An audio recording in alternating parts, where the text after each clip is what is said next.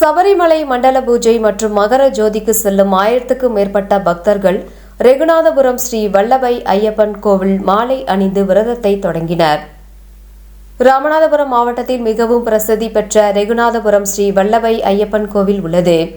இக்கோவிலில் சபரிமலைக்கு மண்டல பூஜை மற்றும் மகர ஜோதி பூஜைக்கு செல்லும் ஆயிரக்கணக்கான பக்தர்கள் மாலை அணிந்து செல்வது வழக்கம். இந்த நிலையில் இன்று கார்த்திகை முதல் நாள் ரெகுநாதபுரம் ஸ்ரீ வல்லபை ஐயப்பன் கோவில் அதிகாலையில் நடை திறந்து குருசாமி மோகன் சுவாமி தலைமையில் கணபதி ஹோமம் நடைபெற்றது. இதன் பின்னர் சபரிமலைக்கு மண்டல பூஜை மற்றும் ஜோதி பூஜைக்கு செல்லும் 1000க்கும் மேற்பட்ட ஐயப்ப பக்தர்களுக்கு குருசாமி மோகன் சுவாமி துளசிமணி மாலை அணிவித்து விரதத்தை தொடங்கி வைத்தார். இதன் பின்னர் ஸ்ரீ வல்லபை ஐயப்பனுக்கு சிறப்பு பூஜைகள் நடைபெற்றது. பின் பக்தர்களுக்கு பிரசாதம் வழங்கப்பட்டது. இக்கோவிலில் விரதம் இருக்கும் ஐயப்ப பக்தர்கள் விரதம் தொடங்கிய நாள் முதல் முடிக்கும் நாள் வரை எவ்விதமான பாக்கு, புகையிலை உள்ளிட்ட போதைப் பொருட்கள் பயன்படுத்த மாட்டார்கள் என்பதும் குறிப்பிடத்தக்கது.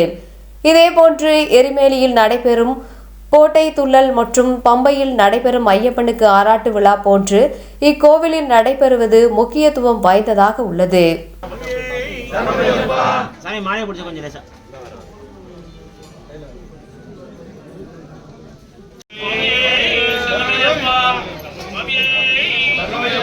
அப்படியே வாழந்தல இறங்கி நடந்துற சொல்லிடுறேனே.